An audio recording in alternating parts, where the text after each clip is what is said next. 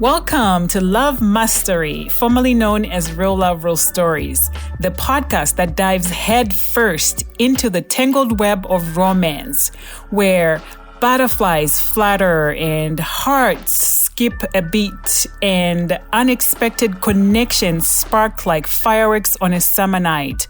Join me as I unravel tales of serendipitous encounters and love's ability to triumph over all obstacles.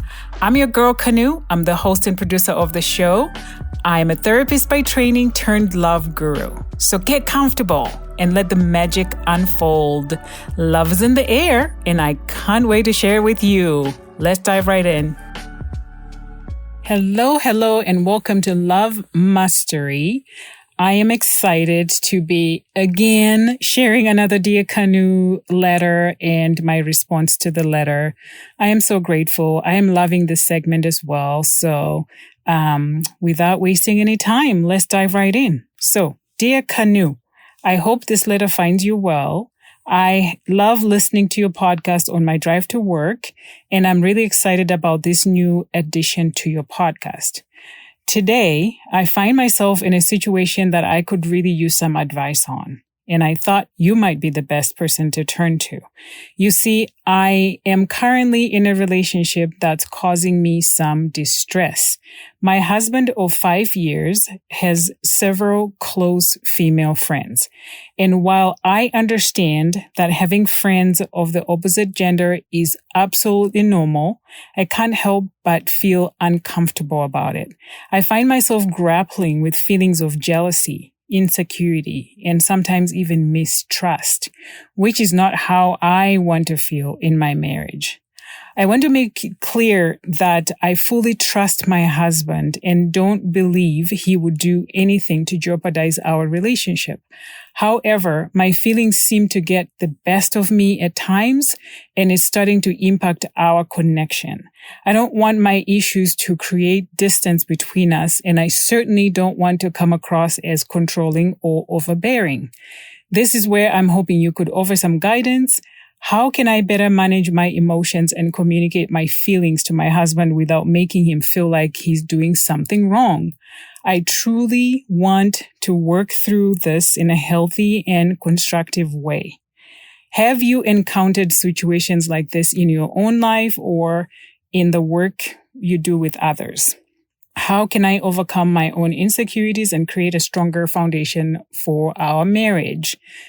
Thank you so much for taking time to read my letter. Your insights would mean the world to me, and I'm sure there are many other listeners who might be experiencing similar challenges in their relationships. Warm regards. Wow. Well, dear listener, first of all, thank you so much for this letter. And I am so thrilled to hear that this new Dear Kanu addition to the podcast is being well received. And also, I just want to tell you right now, right off the gate, your feelings are valid. But also, let me just say that I will answer this in the best way that I know, but I also feel like I need to chat with you. And this is me putting on my therapy hat, right? I need to chat with you more to peel the onion, if you will, a bit more. My gut feeling tells me there's something more that needs to be uncovered here. But right now, I'll just say that a few questions are coming up for me. So let me just put them out there. So are these female friends, do they predate your marriage? Or are these female friends that your husband, acquired after you were married? So in the letter you say, I can't help but feel uncomfortable about it. I find myself grappling with feelings of jealousy, insecurity, and sometimes even mistrust, which is not how I want to feel in my marriage. This has me asking a lot of questions. Like, did he do something to make you feel the jealous that you're feeling? To make you feel insecure and have mistrust? When did these feelings start? Because I can't imagine that you would have said yes to his marriage proposal if you felt this way while dating. Anyways, lots to talk about, so let's dive right in. Looking for top-notch talent to take your company to the next level? Look no further than Candle Consulting Group, the premier recruiting company that specializes in finding the best and brightest professionals for our clients. At Candle Consulting Group, we understand that the success of your business depends on the quality of your team. That's why we're committed to finding the perfect candidates to fill your open positions. With our extensive network and proven recruitment strategies, we have a track record of placing top-performing professionals in a variety of industries. We work closely with our clients to understand their unique needs and company culture, allowing us to identify candidates who not only have the right skills and experience, but also fit seamlessly into your team. We pride ourselves on our personalized approach to recruitment, taking the time to get to know both our clients and candidates on a deeper level. So if you're looking for the best and brightest talent to join your team, trust the experts at Candle Consulting Group. Contact us today to learn more about our recruitment services and how we can help take your business to the next level. CandleConsulting.net. So managing emotions and communicating effectively in any relationship is essential for maintaining a healthy and open connection with your spouse, especially when you're talking about things like this that might be sensitive to you, right? So I am going to share some tips to better manage your emotions and communicate your feelings about your husband's female friends without making him feel like he's doing something wrong, if he's not doing something wrong. But my mind is wondering, and I don't want to make any assumptions because I don't have the full picture. But here is number one. So I think the first thing you have to do is start by examining your own feelings and emotions about your husband's female friends. Are there specific reasons why you feel uncomfortable or threatened by these friends? Understanding your own emotions and insecurities is the first step towards effective communication. And again, I want to ask the question of do these friends predate your marriage, or did he acquire them after you got married? Now, if they predate your marriage, well, I want to ask you why you married him knowing he had the friends.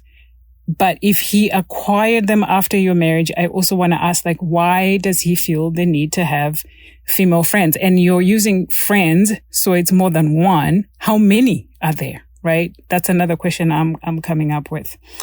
So the first thing, like I said, is self-reflection. The second thing is choose the right time and place if you decide to talk to him. So find a calm and private setting to discuss your feelings. And avoid bringing up the topic during any argument. You know how when you're fighting and you're just blah, and then you say something about that. So avoid doing that, especially when you're in an argument or when you're both stressed. And when you decide to talk to him, use your I statements. And I use this a lot with clients I work with in therapy, where when you're expressing your feelings, using I statements to avoid sounding accusatory. For example, you might say, I feel a bit uncomfortable when you spend a lot of time with your female friends. Instead of pointing fingers and go, you spending time with your female friends makes me uncomfortable. That sounds very accusatory, even though I used an accusatory kind of tone, but you get what I'm saying, right? So, and then another thing is be specific, but non-judgmental. So share your concerns and feelings without making judgment about your husband's behavior. So avoid saying things like, you shouldn't have female friends. But instead you might say something like, I would appreciate it if we could talk more about your friendships and find a balance that works for both of us. Active listening is another good thing. So once you talk to your husband and you use your I statements, then use active listening. Give your husband the opportunity to express his perspective and feelings about his friends. Listen actively without interrupting so he feels heard and you understand too, and he feels understood. And which leads me to the next point, seek to understand. Try to understand your husband's point of view and the nature of his friendships. Ask open-ended questions to gain insight into his motivations and intentions. This can help alleviate any misunderstandings at all. And then it's okay to be vulnerable and share your insecurities. If you have specific insecurities that contribute to your discomfort, consider sharing them with your husband. Sharing your vulnerabilities can foster empathy and understanding between the two of you. And then there's compromise. Be open to finding a compromise that respects both your feelings and your husband's feelings. So it might involve setting boundaries or making adjustments to ensure that you feel comfortable, both of you, and you feel secure in the relationship. Like maybe he starts to get to include you when he's hanging out with his friends. And here's another one, build trust. So work on building trust in your relationship by engaging in activities together and nurturing the emotional connection you share. A strong foundation of trust can alleviate many concerns related to external friendship. So if there's trust should be a foundation of your marriage. If there's no trust, then you're going to start to feel the way you're feeling. So make sure that you build that trust. And then lastly, of course, consider professional help. And I'm actually wondering if this might be the point I want to stress the most for you, just because my gut is telling me that there's a lot more there. So consider professional help. If communication and emotional management remain challenging for you, consider seeking the assistance of a couples therapist or a counselor. You know, we counselors, we can provide guidance and strategies to improve communication and address any underlying issues. Let's peel the onion, like seek professional help to peel the onion and understand where your discomfort is coming from. So remember that healthy relationships are built on trust, open communication, and understanding. It's essential to express your feelings and concerns while also respecting your partner's autonomy and his friends. By approaching the situation with empathy and a willingness to work together, you can strengthen your relationship. So listener, I hope this was helpful. Again, I am thinking you need to talk to a professional because again, my gut is telling me there's a lot more there, but I could be wrong. But talk to a professional. But I just gave you some nuggets of things that you can consider doing. I would love to circle back with you if you can give this a try, or if you decide to get professional help from a therapist.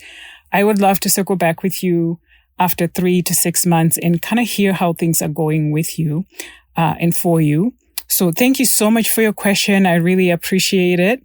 And I want to encourage you, listener, if you have a question, you want to send it to Dear Kanu, please send me a message. I will answer your question the same way I answered this listener's question. Thank you so much. Till next time. Love always. Hi there, it's your girl Kanu. You made it all the way to the end. I'm so grateful. So think about 1 or 2 people that you may forward this episode to so they can listen as well. And then go over to iTunes where you can rate and review this podcast. Till next time, love always.